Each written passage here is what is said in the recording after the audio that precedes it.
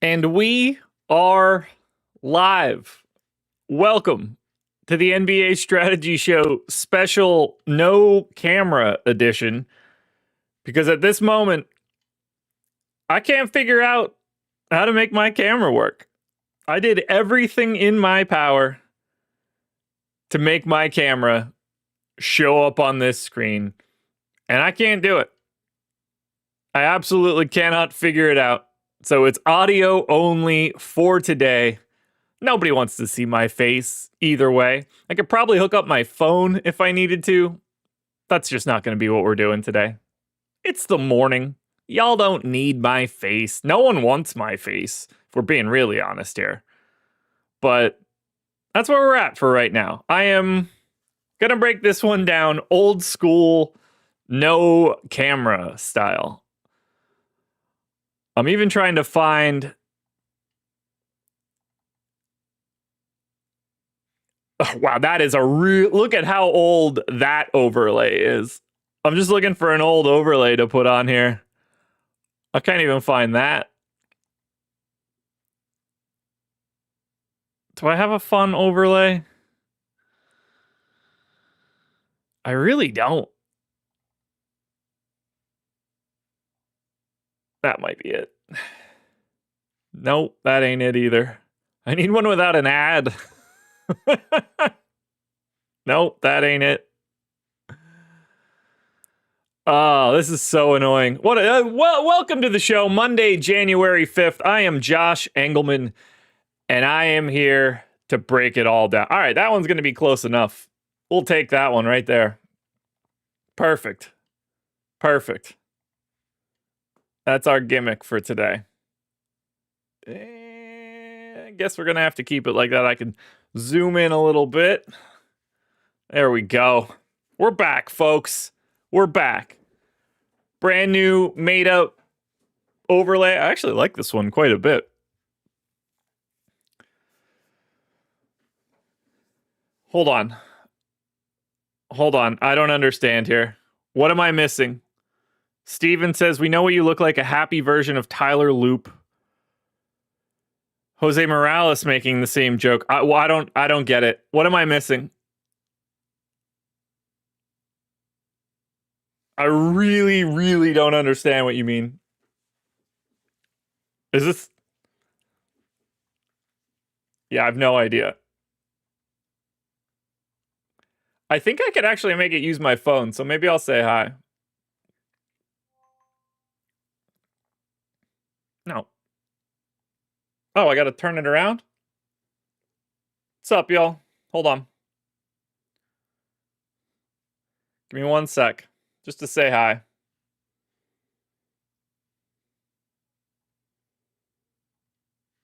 There it is. Oh, that's terrible. Ew. What's up, everybody? We're done. There's the screen. I'm here. I can't get my regular camera to work. The Ravens kicker missed a 44-yard field goal to miss a play. I had no idea. No clue. Didn't know that was the name of the Ravens kicker. Didn't know the Ravens could have made... I didn't see a single snap of football yesterday. I don't know what's going on. Did the Panthers make the playoffs?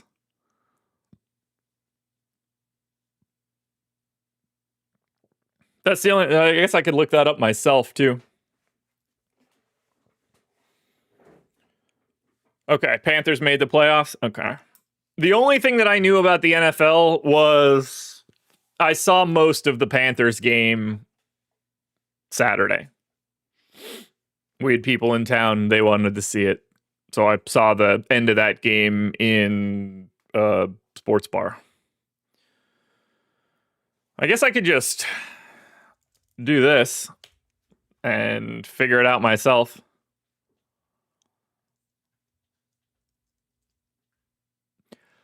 Okay, Jose Morales. Let's have this conversation. Panthers made it by the skin of their nose. Where did skin of their teeth come from? Because that's the saying to me, but skin of their nose makes way more sense. Like, way more sense. Why does it keep trying to use my camera?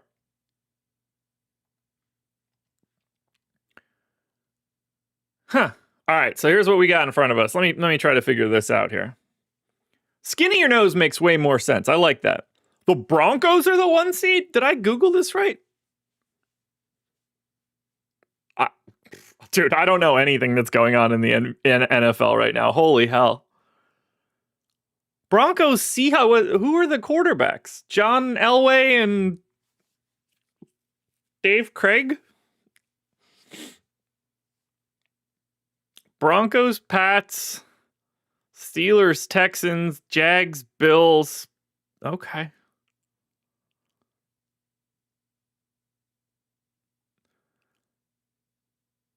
Panthers, Rams.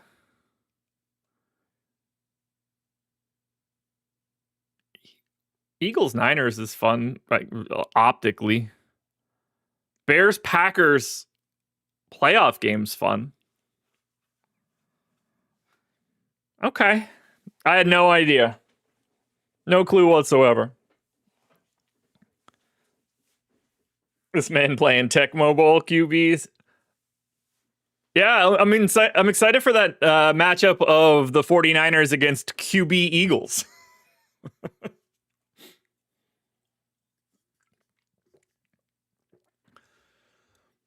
My personal favorite quarterback in that game is not somebody that is listed as a starter in Techmo Super Bowl. That would be Frank Reich, backup quarterback for the Bills. That was my jam when I played that game. Take over the Bills, Jim Kelly out, Frank Reich in, bombs to Andre Reed, dump off to Thurman Thomas. Good times. Good times. It's weird because I didn't even know. I wasn't a Bills fan. I was a Skins fan, which most of you guys know at this point. And then, even more interesting, I didn't know how much I would grow up to like Andre Reed. That's the most interesting part for me, because I ultimately ended up going to the same college as Andre Reed.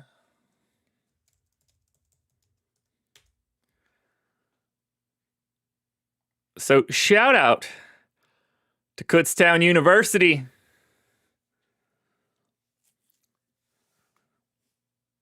Shout out John Mobley.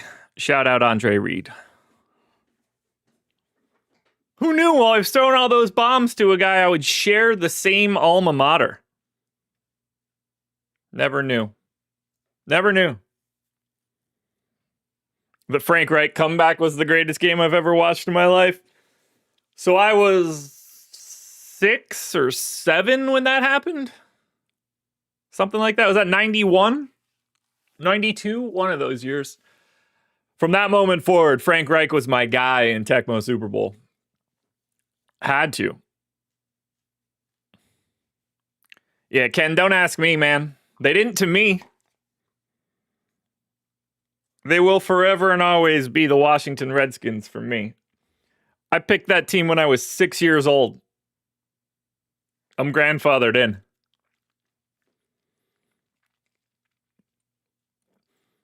It's not like the name on the front of my jersey changes.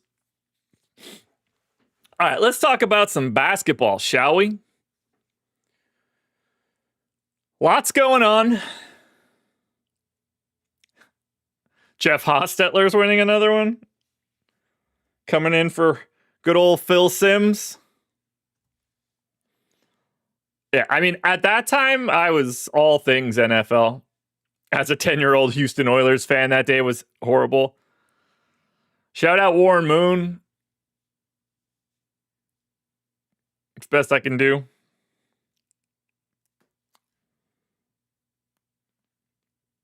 We got a hell of a day today. So, 8 games overall, 6 games on the DraftKings slate. We've got 2 late games. We've got Warriors Clippers at 10. I think we can all agree that anytime we can get the Golden State Warriors to not be on a main slate, we're happy about it. And then Utah Portland at 10 as well. What was the day? Frank Reich Comeback Oilers. What was the day? When was that? January 3rd, 1993. Okay. I was 7 years old. I would turn 8 years old in a month.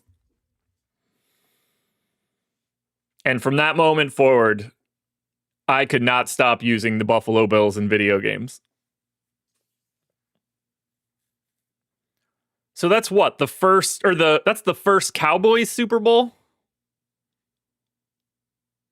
You go Giants, Skins, Cowboys. Good year. Good year. So yeah, we've got here's the schedule for today. Knicks Pistons, 7:00 start. Fun game. And I wish these teams were healthier, but fun game. Bulls Celtics, less fun. Celtics should stomp the shit out of them. Hawks Raptors. Suns Rockets, tough to talk about right now. Hornets Thunder. Thunder coming off an L. Dropped one to the Suns. We could talk about that in a bit. Let's look at the standings for a second, too. We got plenty of time today. Nothing crazy going on. No Monday Night Football right now. So this is just a basketball show. Coach Chris, yeah, I'll be 41 next month. Unfortunately, I only have about a month left of I'm a man, I'm 40. It's going away soon. Let me start you guys off schedule for the rest of the day since there's no Monday Night Football, so it is pretty easy. I'm obviously here for this NHL strategy show at 1:30. I will be on the deeper dive with Spags today, and then Greg and Eric tonight live before lock at 6. Easy stuff. Lots of basketball. No foosball today. Typically, there's an NFL strategy show that comes up after this. Obviously, NFL strategy show on a Monday heading into the playoffs, not necessary at this moment, but obviously we're going to be jam-packed with NFL coverage later in the week. We just don't need it just yet. Yeah, I needed to get one of those I'm a man, I'm 40 shirts. What was the name of that guy? Mike Gundy? Right? It's been too long now. Yeah, only one more Monday Night Football game. Which game is it? I guess I could just hit fucking back on here.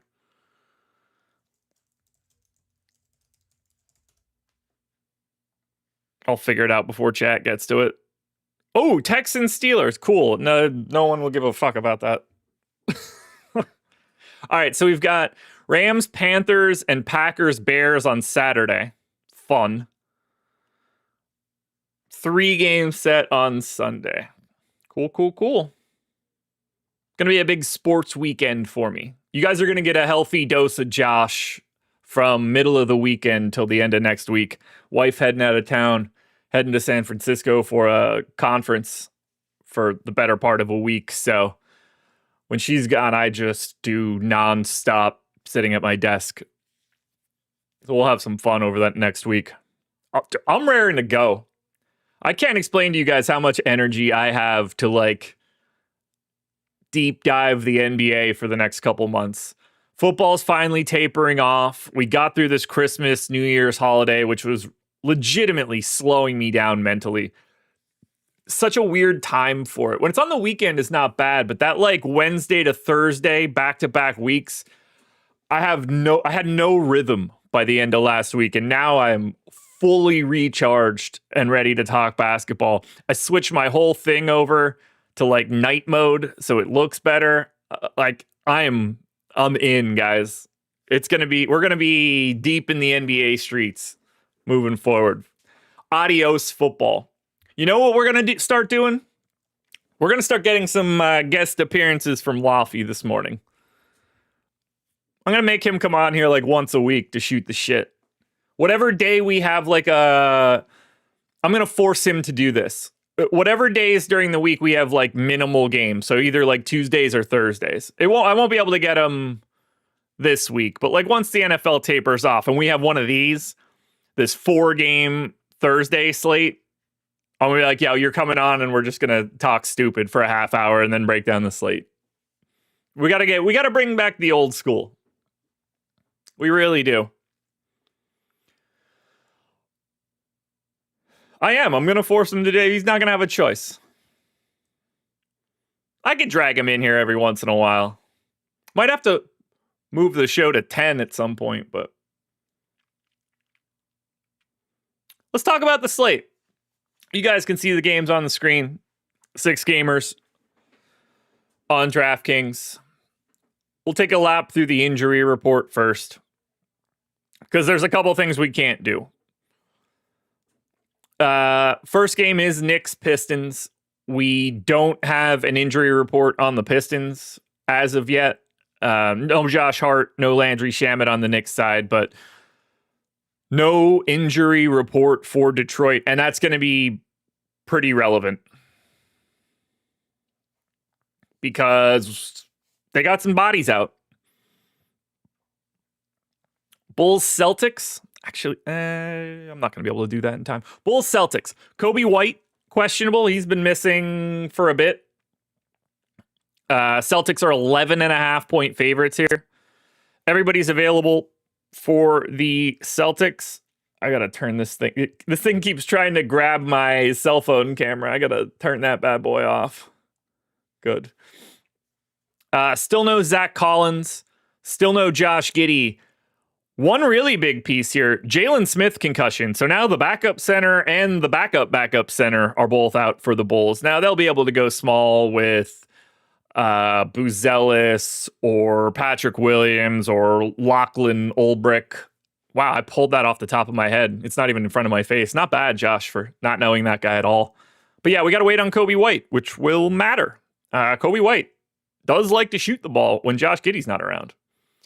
For Atlanta, no Trae Young, once again. Q-tag on Luke Kennard. On the Toronto side, just Jakob Poeltl. Otherwise, everybody else is in. Phoenix, Houston. Phoenix coming off the back-to-back dub. Status of Grayson Allen and Mark Williams undetermined at this point. No Alperen Şengün for the Houston Rockets tonight. Definitely need to figure out why Tristan Newton shows up in my injury report twice. That's a bug in some way. But here's the real interesting part for Houston. Steven Adams, also questionable for today. So if he ends up out, we get to play the Clint Capella game, potentially. We'll see what that ends up looking like. For Charlotte and OKC, OKC is coming off that Suns loss. We don't have their injury report yet. 15.5-point favorites against the Hornets. It's not like it matters who's in. We know what we're going to get, but it will matter for a DFS side who's actually playing. On the Hornets end, though, still no Ryan Kalkbrenner. Kon Knippel questionable. Tijan Salon questionable. Moussa Diabate questionable. Brandon Miller is actually probable. Jose Morales, yes, that's Ron Harper's son, Ron Harper. So lots of Q tags on Charlotte and no injury report for OKC makes that game nothing. Denver's on the back-to-back, no injury report. They're obviously a mess. They got Aaron Gordon and Christian Brown back yesterday. I can't imagine those dudes play today. Certainly Aaron Gordon.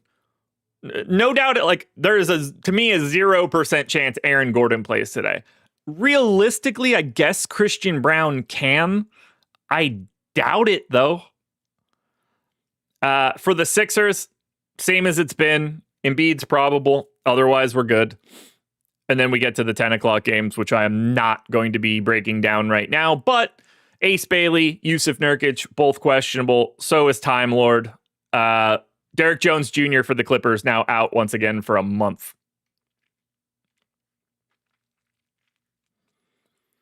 But that Denver one, man, these guys are getting short-handed. I'll show you guys this. So this is what I've been working on lately. I think you guys will like this. And I think I showed it before, but I fleshed it out a little bit more. So like for Denver, I've got the Nuggets subreddit. I've got like one of their main blogs, and then I've got a couple, beat writers and people that are associated with the team. I just kind of grab that data and it creates sort of like my own blurbs, the way that you'd be on like RotoWire or DraftKings or FanDuel and click on a guy's name. And I'm trying to get it to like sum up all of that information so we can like have some notes without having to do any work, which is fun, I guess. It ends up giving me some next level stupid stuff. Like, for some reason, it kept this note on Jokic. Player referenced in Belgrade street souvenirs, suggesting local hometown. Like, I don't know what any of that means. Still need to work on it a bit. But it's going to be a really nice, like, news and information source by the time I'm done, which is kind of exciting. Best that I can tell, we are going to have some value on one Paul Reed. Paul Reed is $3,800 today. Center only. I went 26 minutes. And this is all happening because of what is likely the injury report for the Pistons. Because we didn't have Jalen Duren yesterday. We still didn't have Tobias Harris. We didn't have Karis LeVert. And at this moment, I am going with the assumption that those three guys are still not playing again today. Now, that could change by the time we get to 1:30. But if it doesn't, we are looking at a starting lineup of Cade, Duncan Robinson, Asar Thompson, Isaiah Stewart, and Paul Reed, because that's the starting lineup we got yesterday. Now, we got 30 minutes out of Paul Reed yesterday. I went 26, and it don't matter, because 26 is still the number one value play on the slate, because this dude is just a great per minute guy. I think Dennis Jenkins is a little sneaky today. Flat 3K, point guard, shooting guard eligible. Now, we know there's been this weird push and pull between Jenkins and Marcus Sasser. So Sasser got back into the rotation, played 24 minutes, and then didn't get it. They went 25 to Jenkins yesterday. Now, I only went 20 to Jenkins as a, you never know how this is going to break, but 20 minutes of Dennis Jenkins at the flat min is a thing for today at 6K. And realistically, he can get a couple extra minutes here, and that will be useful. But we need to pay attention to Dennis Jenkins. He is actually a value option for today. Because they had basically removed him from the rotation. But now, if there's no Duren, if there's no Tobias Harris, if there's no Karis LeVert, it appears Jenkins is back. So that's some decent value. I ran my contenders before I started the show, so we could take a look at the guys that I have, like my top 10 plays. By the way, apologies for the lack of dark mode here. It's bothering me too. It's next on the list. Luke, they actually talked a little bit about Jenkins before the game and him potentially getting that run. But it doesn't hurt. Like, when you play well, it's going to help. So you guys can see on the screen, but Paul Reed is very, very clearly the number one play today if he's in and the Piston stuff isn't changing. Like, if assuming he's starting the same way they did yesterday, Paul Reed's the number one play of the day, and it's not close. And like against the Knicks, if they're running out Mitchell Robinson and Cat, it even makes more sense. I continue to be really high on Jalen Johnson in my model. Now, I know everybody is, but like disproportionately. It's the same thing for Josh Giddey, as weird as that sounds. These guys that hit all three of the main categories tend to be a little bit higher in my optimal rates because they have more opportunities to have disproportionate scores. Like when you're a guy that projects for, I'm just making up numbers here. There's a big difference in the variance of your projection if you're like a 25, 7, and 7 guy versus like a 28, 11, and 3 guy. When you can get more disparity across the stats, someone like Jalen Johnson ends up looking a little bit more interesting to me. You might be surprised to see Kevin Durant ranked third there. I sure am. But he's playing massive minutes. No Şengün around creates infinitely more opportunity. He's shooting guard, small forward eligible, which is incredible for today. And maybe the most important part, KD is extra petty. It's a matchup against the Suns, and the Suns are on a back-to-back. So KD gets to take every single shot he wants with no Alperen Şengün around. He's got the best positional eligibility that you could possibly have, a sub 9K price tag, and a matchup against his former team that didn't end well, not that it normally does. With them on a back-to-back, I love Kevin Durant tonight. Love him, love him, love him. Love Amen Thompson, too. Thompson is another one of those guys that I typically get to a little bit more. He fits that same sort of thing that I was just talking about with Jalen Johnson and Josh Giddey. Guys that hit more statistical categories tend to show up a little bit higher for me. I definitely didn't expect to see the name Spencer Jones in my number 5 spot, but he is there, 5,200. He's just playing a lot. That could go away completely if the Denver injury report doesn't look like what I assume it looks like. But I just can't imagine that they're playing Gordon and Brown in a back-to-back after all this timeout. It just, like, that makes no sense to me. You can see a 3K Danish Jenkins show up 6th. That's how good that value is. What I think is interesting here is for Danish Jenkins to score 6x or higher today, I've got it as a coin flip. 50-50 shot at 6x or higher. Now, 6x is useless for Danish Jenkins. That's not going to be enough. You need at least 7, if not more. But still, he'll be one of the high. He'll probably be the second highest 7x guy behind Paul Reed. I think Paul George looks pretty good. There is one piece of it that makes me a little nervous, but he's showing up 8th, 6,500, matchup against this lackluster Nuggets team. I love the value of it all, and I like the price tag of it all. The only piece here that gives me at least a little bit of pause for Paul George is, while I know Denver stinks now, their defense isn't really the problem. It's more the offense. And I could see Paul George just being like pedestrian. But also, Joel Embiid gets a date with Duran Holmes and Zeke Naji. So we'll have that conversation too if we want. And then 2 Raptors to close it out. Scotty Barnes, RJ Barrett. But by the time you get down here, it's just really flat. Like, when I flip over here, there's probably only like a percentage point or two separating 11 from 20. Yeah, 13.5% for Colin Murray-Boyles at 11, 12.5% for Duncan Robinson at 20. Pretty much everybody after Scotty Barnes is the same guy. If I look at it from a tiers perspective, only 2 people in my top tier.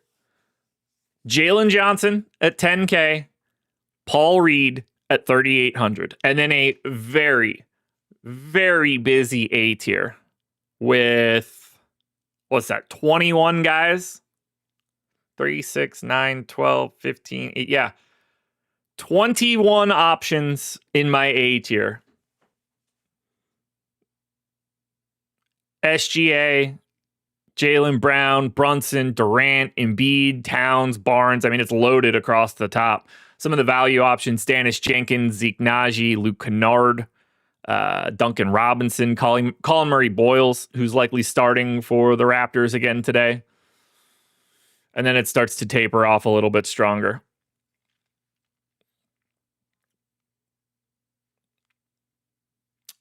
I would imagine Jaylen Brown's not going to pull too much ownership. Let me pull up the data hub and see. He's 22% owned.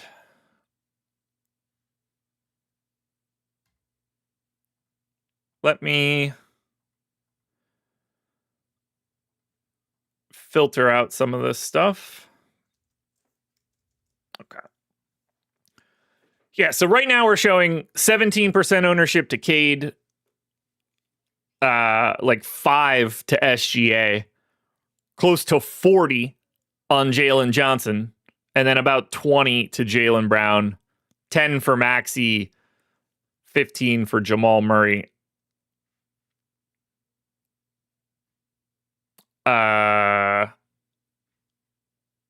Why is Alperen Şengün getting those minutes? Did I forget to update Houston? Give me a second. Two tasks at once here. There's no way I forgot to change Houston. Every once in a while, I just scroll too far, too fast. So I'm going to try and take a look at that quickly. If that's the case, I'd rather just get it updated while I'm sitting here. Feels weird with the NFL slowly but surely winding down. It's weird. I had such a less, I did less for the NFL this year than ever before, but at the same time, doing the perfect lineup video was just massive. Damn, that was a fun piece of content. Really pumped for it for the playoffs. I think that'll be good. All right, how the hell did I miss Houston?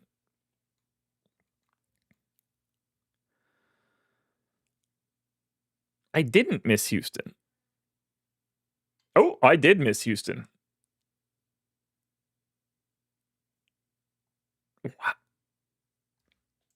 Weird. All right, let me get that updated. I don't know how I managed to do that.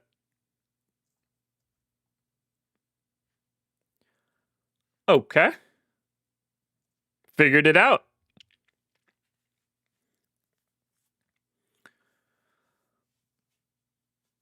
Can't wait for baseball to come back. In a weird way, I'm interested in baseball coming back. We'll see how that feels by the time I get to March or April, because by that point, all I want to do is watch playoff basketball. And then I have a real hard time wanting to care about the beginning of the baseball season.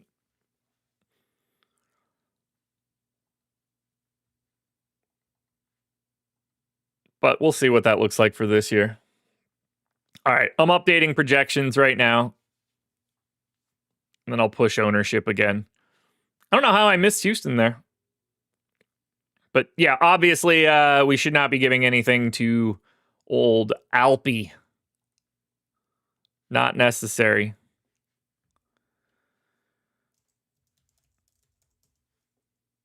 Almost there, folks. Projections have been updated, so they will be on the site if you're following along. The updated projections should be there now. Ownership is going to be coming in the next couple seconds.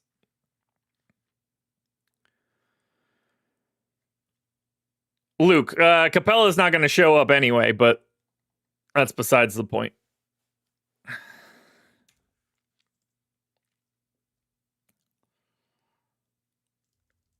Oh, lovely. FanDuel put up more stuff. All right, ownership's running now. That should be done in like a minute or two.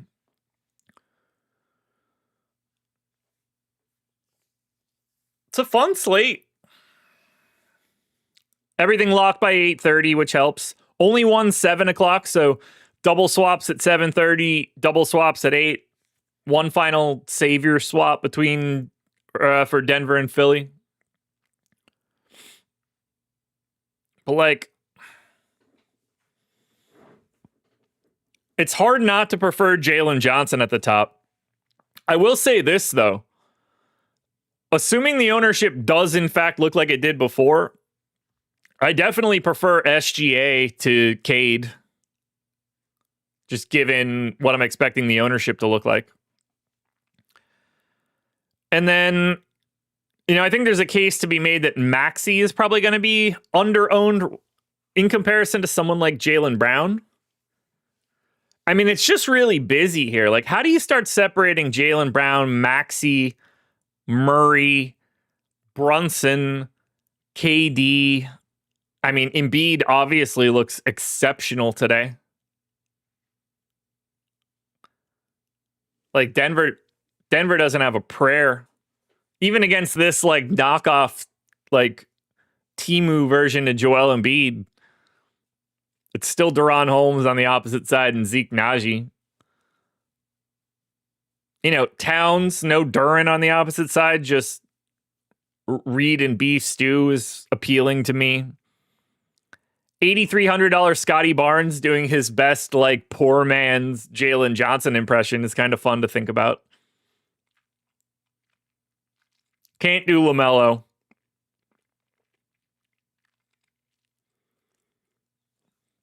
Definitely can't do the LaMelo Ball experience.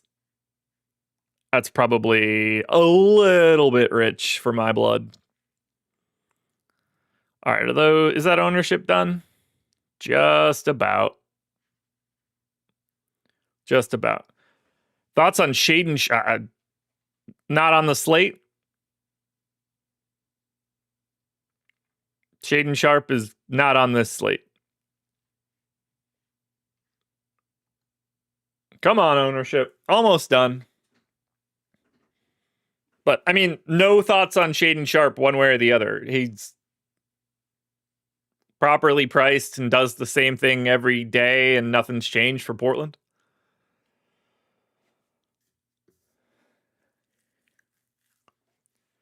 More often than not, I have no thoughts on anybody if a game has nothing going on.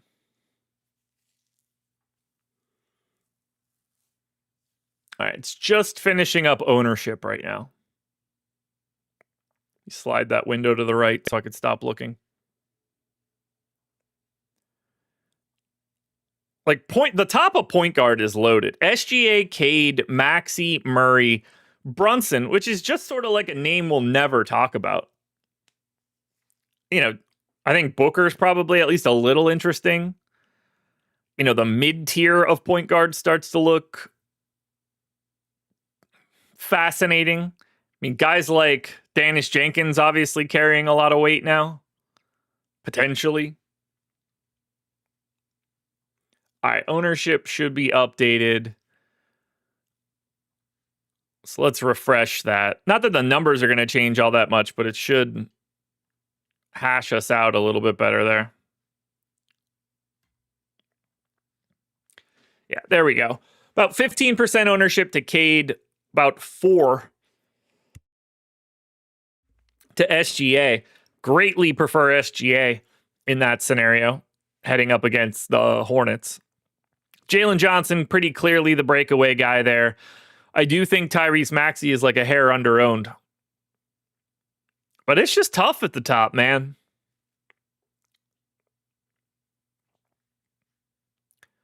At least to start the day. Paul Reed is essentially in everything. Dennis Jenkins, coin flip of ownership, 40% optimal. Jalen Johnson, 40% owned, 40% optimal. So I'm in lockstep there. RJ Barrett popping quite a bit, as is Brandon Ingram. We've got some decent value on Colin Murray-Boyles, who's likely starting for Toronto again today. You see Paul George, as I mentioned before. I probably like KD a little bit more than the ownership says. I certainly like a 15% owned Joel Embiid a lot, but we got to remember, because of Paul Reed, there is a limited amount of center exposure available on this slate today, because he's going to be in 80% of lineups so long as nothing changes here. Assuming the injury report for the Pistons maintains, Paul Reed will be 80% owned. And if that's the case, There's only so much center to go around after that.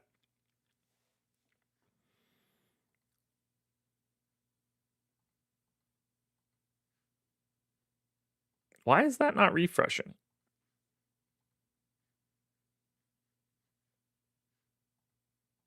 That's why.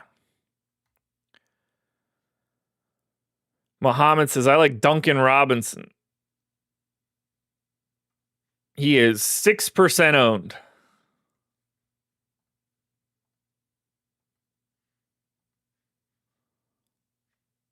Two, 4, 6, 8, 10. That's the 12th most of anybody at shooting guard. I get it.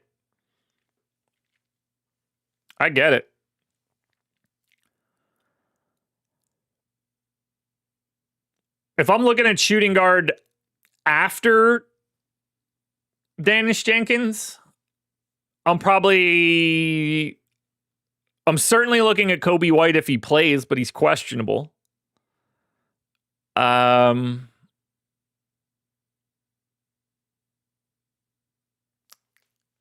Edgecombe, shooting guard's really not priced well. Like, I like Brandon Ingram. Brandon Ingram is the second most owned shooting guard today, and there's not really anything happening in Toronto that should cause that to happen. That kind of scares me. Like, if Brandon Ingram at 7,600 is going to be the second most popular shooting guard, then give me like some unowned Dyson Daniels, some like lightly owned Edgecombe, some lightly owned Nickeil Alexander-Walker. I don't think the gap between those guys and Ingram is as high as it seems.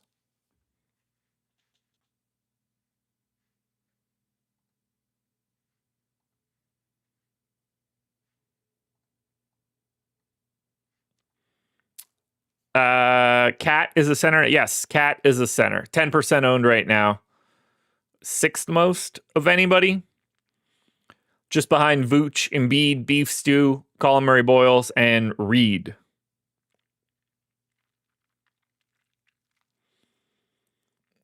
Yeah, Jeremy, that's kind of how I feel too. Not that he's not a fine play. I mean, it's a 6-gamer. Like, clearly that works, but yeah, I don't know about that. Wow, it's 9:47 already. I could tell that I haven't had like the same zest for this show in a week because of the holidays, because that 47 minutes happened in 15 seconds for me. We are going to have to figure out the Denver center situation. 4,800 for Deron Holmes looks awful. 3,500 for Zeke Naji doesn't exactly make me feel good, but if I'm going to one of them, it's probably Naji.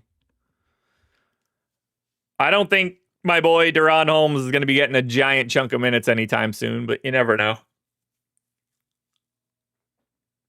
And guys, by the way, don't forget, lots of easy stuff for you guys to do. One, I would love for you guys to download Tails. It's very simple. There's a link in the description. If you're looking for sports betting, pick'em cards, DFS coverage, it's all there. It's totally free. Link is in chat right now too. Nightbot just dropped it in. We're like 30 ratings from 1,000 in the Apple App Store. So if you guys could download that, leave us a rating, it would help a ton. We really, really want to get over that 1,000 mark. You guys are the only people that could help us do it. Also, if you just want to sign up at Stochastic, you've got NFL playoffs coming up for the next month. And I know you guys want to play NFL DFS for the playoffs. NBA is going nowhere. We are the only real show in town for the next month. No reason not to come in. NHL is here. MMA is going to be back shortly. Golf is coming back shortly. There's a lot going on, guys. The DFS streets are open for business. And if you want to sign up at Stochastic, the link is in the description. You can come in for a month for free just by signing up through one of our partners and following the instructions on the screen. But you won't have to pay us a dime if you want. You can get there by the link in the description. I'd rather play Garza before Holmes. Yeah, I get that shout. 4,600 for Garza, no ownership whatsoever. Certainly become a bigger fixture in their rotation. Unfortunately, screen assists don't count for points, but if they did, it would help. Feels weird not having a show behind me. You know what we might have to do now that NFL is slowly wrapping up? We might start building the projections on the screen again. Now that I don't have like a hard out. Is Steven Adams a crazy center play? No, he's 2% owned.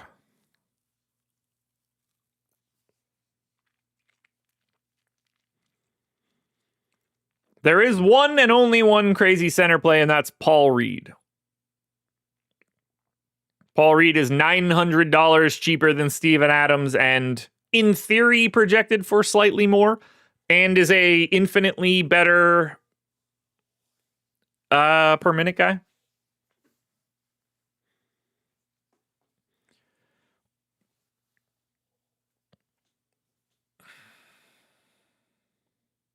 I wish I had more to talk about right now, but we have so much to wait on for what this slate is. Like, if the Pistons injury report isn't what we think it is, the entire slate changes. But as long as we have that Paul Reed value, then it will look like this for most of the day. The Kobe White news will be massive for Chicago. The Suns injury report will be huge. Steven Adams' questionable status will be massive for this slate as this news comes in. OKC could be very interesting if they do some weird stuff on the back-to-back. They could sit a bunch of guys today if they want. And then obviously, Charlotte is ripe for a ton of dudes being out. Knipple, Diabate, Tijan Salon, all questionable. Am I missing anything with Quentin Grimes? Why is his price so low? 5,500 and he comes off the bench. How expensive do you want him to be?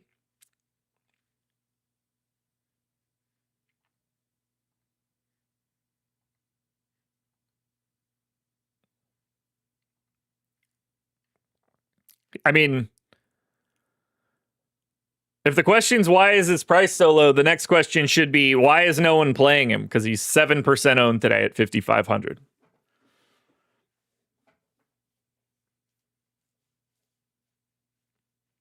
Yeah, I mean, Quentin Grimes is barely a guy on today's slate.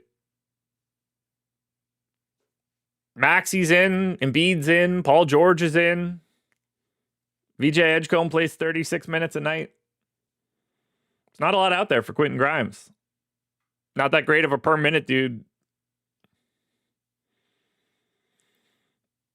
Like he's just a guy. 35 dudes that look like Quentin Grimes today at every position. Like I'd rather play Reed Shepherd.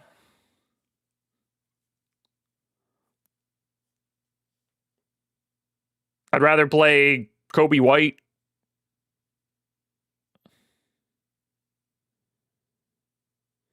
Nothing wrong with him, but I don't know. He went through that stretch where he was playing quite a bit less, and you saw that price tumble a bit. I wouldn't be surprised if he's like 6K in a week.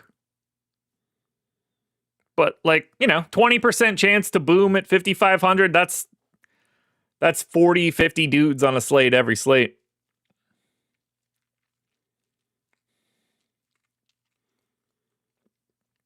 I wish I had more here. But we need to hash through all of this news. I told you guys, remember, NHL strategy show is coming up at 1:30. Deeper dive with myself and Spags tonight at 5. Live before lock tonight at 6. At some point in time today, I need to reboot my computer so my camera works. But for now, guys, I'm going to pack it in. This is a good one. 6 games on the DraftKings side, locking between 7 and 8:30 tonight. And a bunch of injury news that we still have to hash out. But as long as we get the Pistons information correct, Paul Reed is your number one play of the day. This is the official kickoff to 2026, folks, as far as I'm concerned. You don't start weeks in the middle of the week. Last week was just the appetizer. Today, we're back and better than ever. Hit the like button on your way out the door if you haven't done it yet. Subscribe to the channel and follow me on Twitter at Josh Engleman. I'm going to go put out some prize picks cards, maybe post my top 10s. We'll see what we're going to get out for today. Good luck, everybody. I will talk to you guys tomorrow. Well, I'll talk to you tonight too, but I'll see you guys tomorrow.